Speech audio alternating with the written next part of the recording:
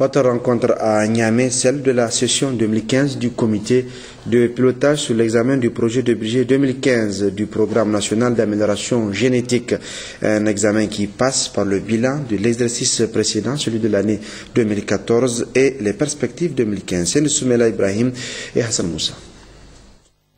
Une allocution à l'ouverture de cette session préparatoire du budget 2015 du programme national d'amélioration génétique PNAG, celle du président de son comité de pilotage. Elle s'articule sur 3 principaux points. D'abord, la place du sous-secteur de l'élevage au Niger. Le Niger est un pays d'élevage par excellence, dont le capital bétail représente une valeur marchande de l'ordre de 3 000 milliards de francs CFA. Il contribue à 14% dans le produit intérieur brut. Et c'est la deuxième source de recettes d'exportation après les industries extractives et représente près de 62% des recettes d'exportation dans le secteur du développement rural. Ensuite, Dr Aria de soulever l'importance du programme national d'amélioration génétique. Le programme national d'amélioration génétique, en optant pour l'augmentation de la performance en production de lait et de viande, est véritablement un programme de réduction des pauvretés et de lutte contre l'insécurité alimentaire. À travers ces composantes, nous pouvons retenir simplement que l'amélioration génétique fait la promotion et le développement de l'insémination artificielle. La production fourragère contribue significativement à l'alimentation animale, la santé animale, sécurise davantage, en raison de sa valeur ajoutée, la sécurité sanitaire de notre cheptel. Et le renforcement des capacités se focalise dans l'amélioration des capacités de tous les acteurs, de façon à assurer efficacement et pleinement leurs responsabilités. Enfin, il n'a pas manqué de relever ses attentes vis-à-vis du comité en vue d'une projection pertinente pour 2015. Le responsable du programme national d'amélioration génétique va exposer les réalisations faites en 2014 et le projet de budget en 2015. Et avec cette visite de terrain et les prérequis que vous avez eus par rapport à la réalisation de ces activités, je pense que nous pouvons efficacement, en tout cas avec tous les éléments nécessaires, discuter autour de ces programmes et avec la plus grande concision, de façon à ce qu'on tire les meilleures leçons et les meilleures recommandations que nous pouvons formuler pour l'avenir. Parmi les perspectives 2015, le programme national d'amélioration génétique projette, entre autres, formation et équipement des inséminateurs au niveau des régions, la poursuite des activités d'insémination et le renforcement de l'encadrement des producteurs. Retour dans la région de Dosso où les membres du projet de pilotage de gestion des risques et catastrophes et de développement urbain sont en atelier de formation sur le thème de l'intégration de la gestion des risques dans les politiques de développement. Des précisions avec Ali Hashimou et Mourou Abdou. C'est la salle de réunion de l'hôtel Galaxy de Dosso qui a servi de cadre aux travaux de l'atelier de formation destiné aux membres du comité de pilotage du projet de gestion des risques de catastrophes et de développement urbain, en abrégé PGRC-DU. La formation de Dosso figure au premier rang la formation des acteurs sur les changements climatiques dans nos régions, la prise en compte des changements climatiques dans les politiques de développement, le renforcement des capacités des acteurs sur la gestion des risques de catastrophes en lien justement avec les changements climatiques et le renforcement des capacités des acteurs sur les outils et stratégies de gestion des risques de catastrophes d'une part et d'autre part sur la gestion des risques de catastrophes et le développement urbain. C'est pourquoi le directeur du cabinet du ministre du Plan, ministre de l'aménagement du territoire et du développement communautaire, M. Abdou Soumana, s'est réjoui du choix porté sur la cité historique et légendaire de Germakoy pour abriter les présents travaux et rappeler par la même occasion les facteurs qui augmentent les risques de catastrophes. Il me plaît de rappeler qu'en raison de la forte variabilité interannuelle des précipitations, notre pays, le Niger, comme d'ailleurs beaucoup d'autres pays dans le monde, demeure vulnérable aux risques naturels.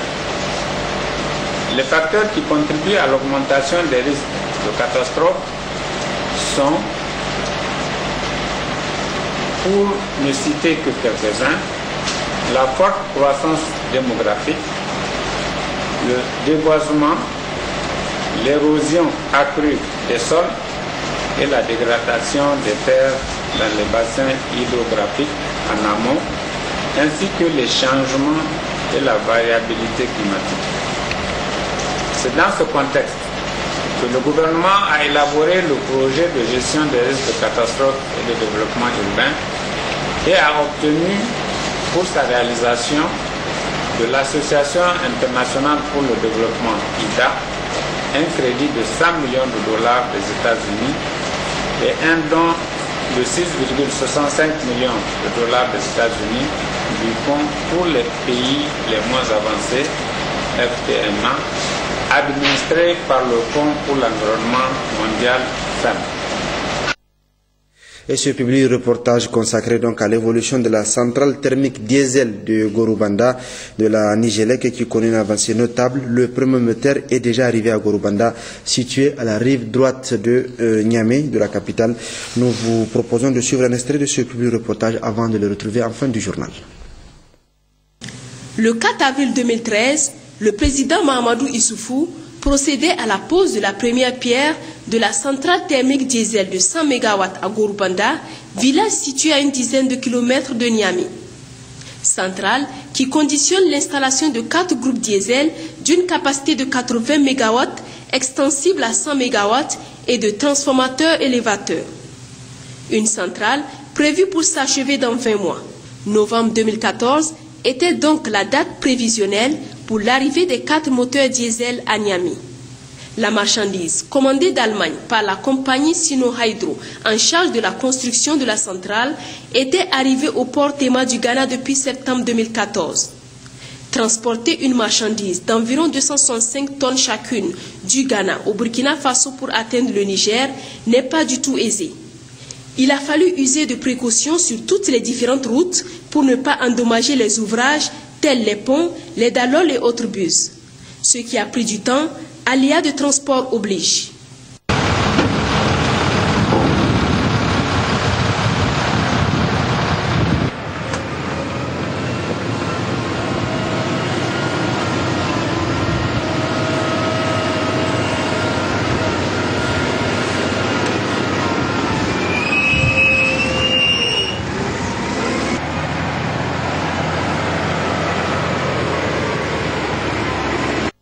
Nous sommes samedi 14 février 2015.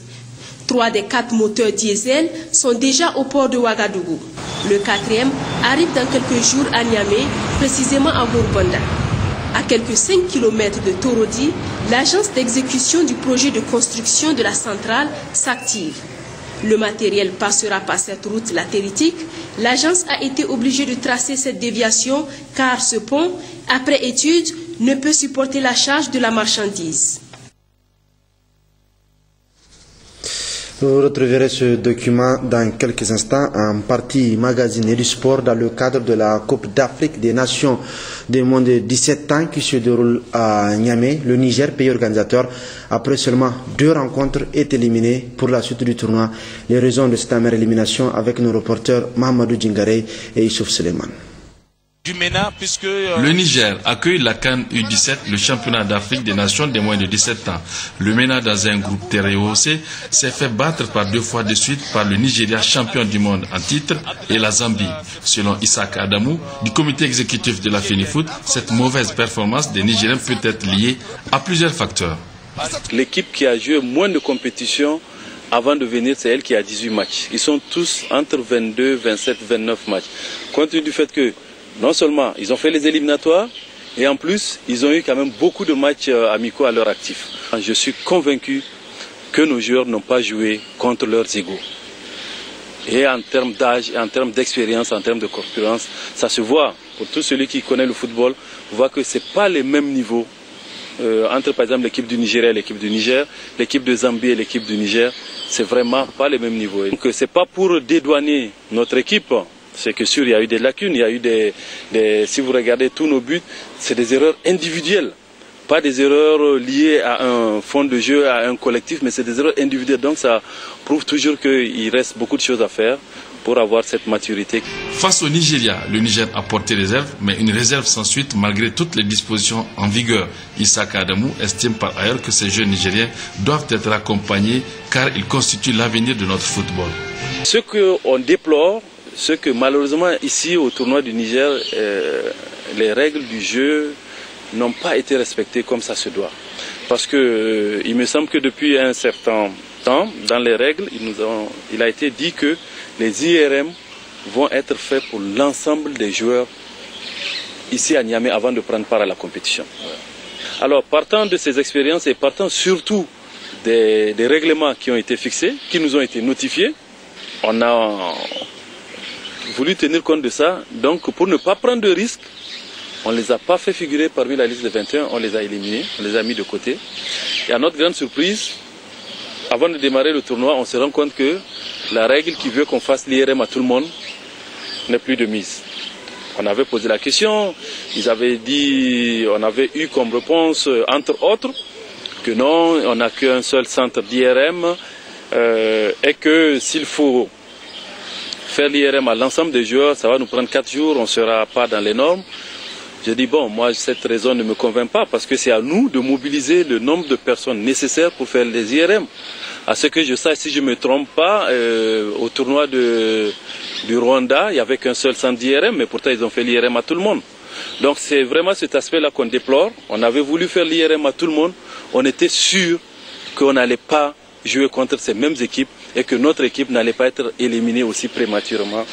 Pour sa troisième sortie, le Niger sera en face de la Guinée demain à partir de 16h30 au stade général Séné-Kountié, sortant massivement pour une victoire de l'honneur.